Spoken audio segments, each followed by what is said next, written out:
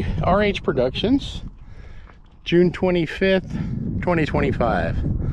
Look at that view. Lava flow out here in the DAs, or Doniana Mountains. The day after the video I put up yesterday where we were driving through those arroyos down there and they were a river. There's one down there that was flowing. And then if I pan around over here, that would have been the second one. And then way off in the distance is the third one. They all had pretty much a ton of water in it yesterday whenever that rain hit. So now it's pretty much soaked in and stopped flowing. Before I continue, you guys, please hit the like, subscribe, share this video. It really helps the channel out. I'm trying to put up more content with the time that I have available to me, but it gets challenging and difficult. That way I know I'm not doing these videos for no reason. So if you could like, subscribe, and share, I would appreciate it. So we're gonna pan around here and we're gonna do a more in-depth review on the 2025 Kawasaki Ridge Crew Limited. So front shot of it, I've already covered that we took off the stock tires, went with a 32 instead of the 30 that comes with them. And I was going to go with the Gladiator X comps that are made by STX, but they're on back order. So a friend of mine told me about these and he said to try them out, so I figured I'd give them a try. So far they haven't been anything bad to say about them. I'm not unhappy at all. I've been pretty happy with them. They're holding up awesome. We will do more on that as time goes on. So now we're about 680 miles in, just coming up on 700 miles.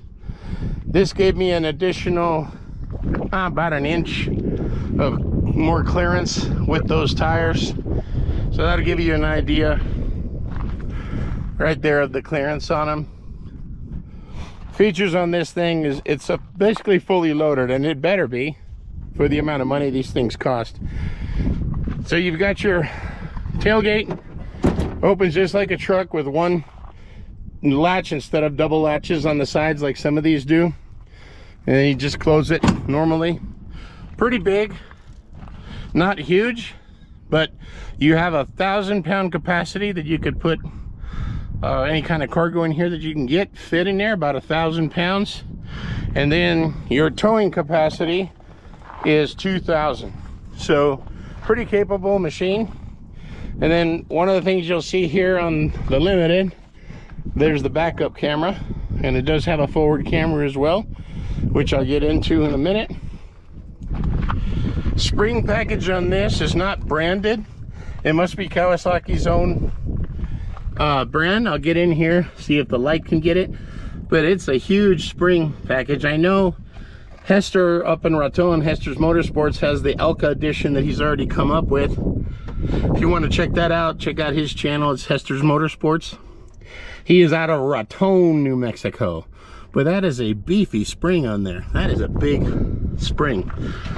Kawasaki, as always, really beefy A-arm guards, trailing arms, double wishbone suspension, typical.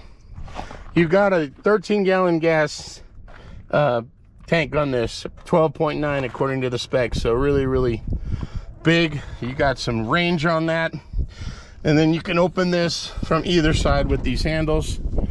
And of course the famous Kawasaki inline 4-cylinder 999 cc's or 1,000 engine. Really unique and different, really smooth. I was actually impressed with the noise in the cab is very low, and it doesn't sound like a typical Kawasaki 1,000 cc engine like on the KRX where you have the 2 cylinders. It just hums kind of smoother. Big CVT in there.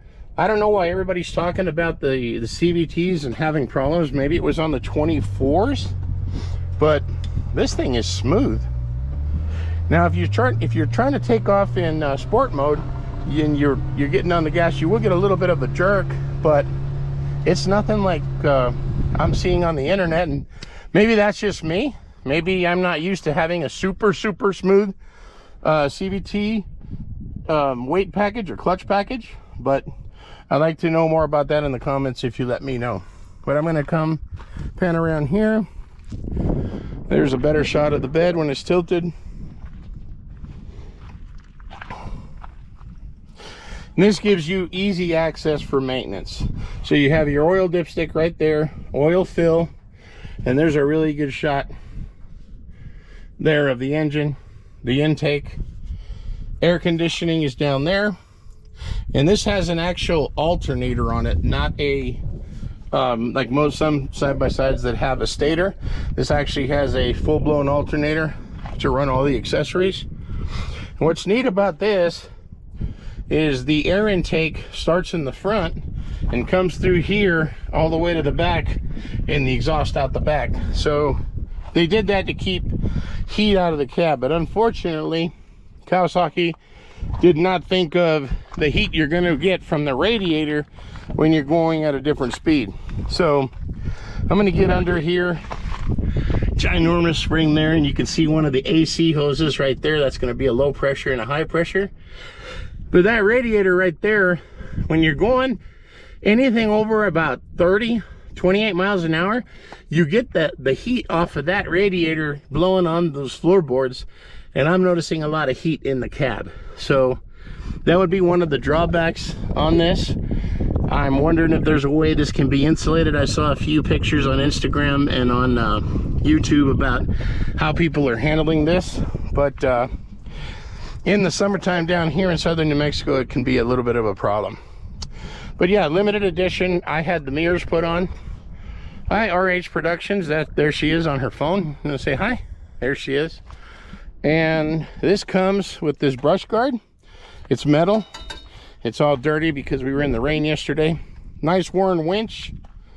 And it comes with a switch in the dash, or you can use a remote toggle that plugs into the glove box inside.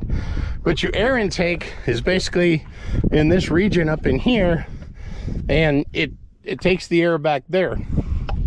Nice rigid light bar I had added. It's got some floods on the side and some directional spots on the front. Really good quality. And all the lights on this are LED, every single one of them. Then you have these. They're not lit up now, but those are your LEDs that are on all the time. Really beefy A-arm there. A-arms front and back are beefy. I've already looking into the A-arm guards for that. Don't know if I'm going to need them on here, but I might get them. Side mirrors, of course, I added. Coming inside, windows are down because it seems to be a nice day. I did have the windows tinted as I indicated. Lots of room in here. You have the 3-seat in the back and the 2 seats in the front. Speaker system and stereo system is phenomenal, and the Garmin system is really great. There's that cooler that I have plugged in. Right now it's running on battery, which is pretty cool. Keeps your waters cold. My toolkit's over there.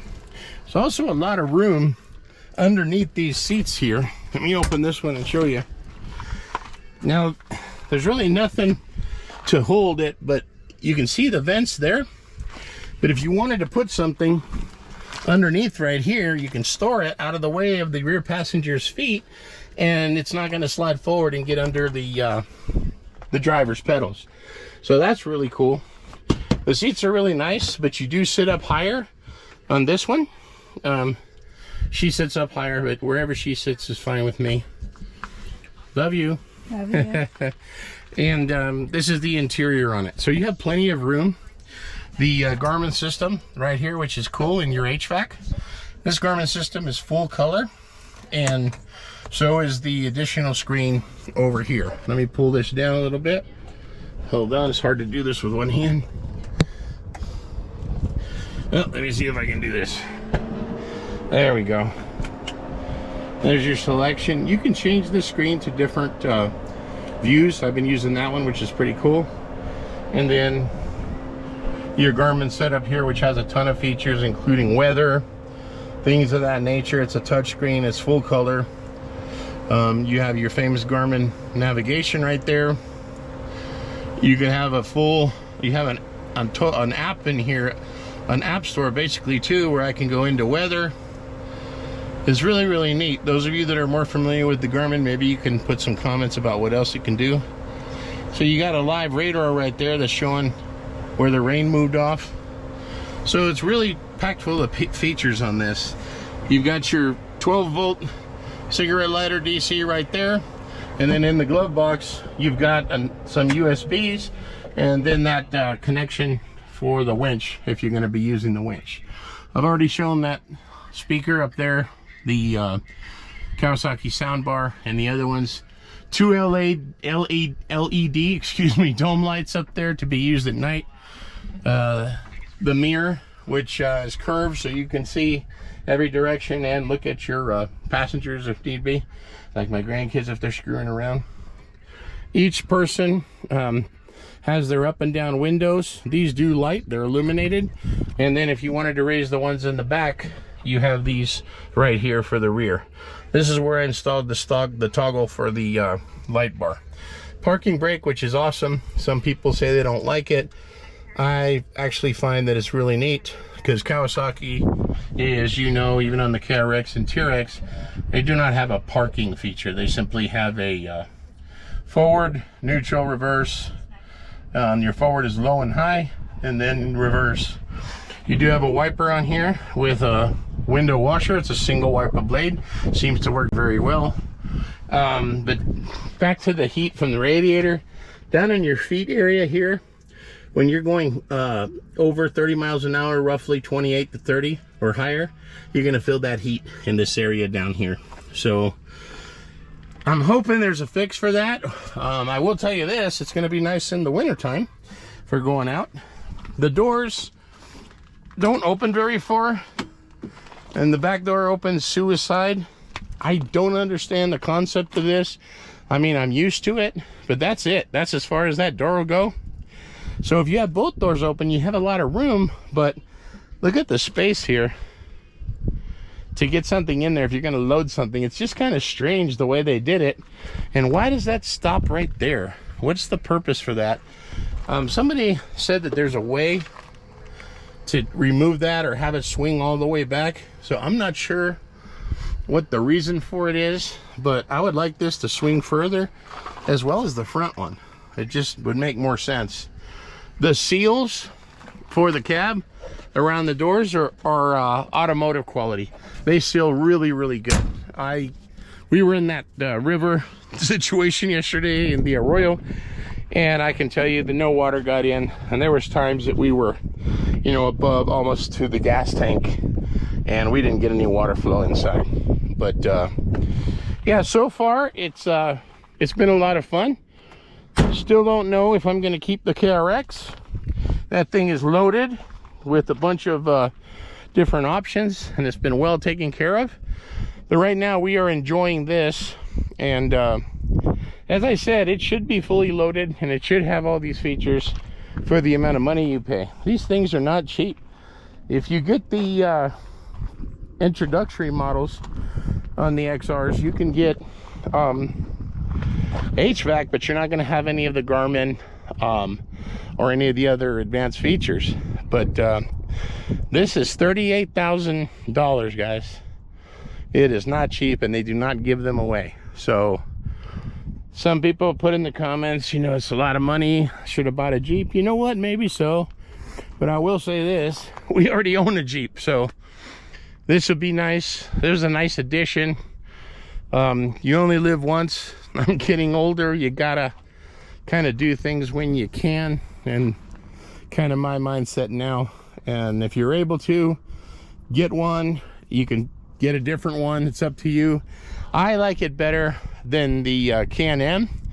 A good friend of mine has a Can-Am, nice machine, but for about the same money, you get a ton more features on this. Plus, you get the Kawasaki quality. You have a 3-year warranty on this that comes standard, and then you can add the additional Kawasaki protection if you so desire. But Every Kawasaki I've owned has been rock solid, knock on wood, and I'm hoping that this one turns out the same. I see no reason why it wouldn't be. But really nice machine, and give me your guys' thoughts, your ideas. Love to see them in the comments. If you have any questions, I will try to answer them. This thing is gonna get the same treatment that the KRX got. Nothing but 100% pure synthetic AMSOIL for the most part to keep this thing rocking and rolling and going. Oh, one thing I forgot, and I don't know if I can do it. These seats do flip up. Now there's really no space to store anything, but if you do need to flip up the seats, you have flip up right there. Underneath this box right here is where the battery is, and you access it there from this panel outside. And that little panel right there under here is where the air filter access is. So they do flip up, but no storage there. You have the same cubby under here that you have under the other side, and of course USB in the back and cigarette lighter connection as well, running that little fridge for me. Pretty cool. Right now it's running on battery. I have it set to 25 degrees, and it'll run on battery for about 6 to 8 hours on max temperature. How I have it there, it does have an eco as well, but as soon as I start the machine, it charges the battery and runs off of the machine's power. So again, guys, share the video, like, subscribe, throw the questions down in there. Let me know what you guys think. I appreciate everybody tuning in. Hope everybody has a wonderful day, and we'll see you in the next video, guys. Have a good one.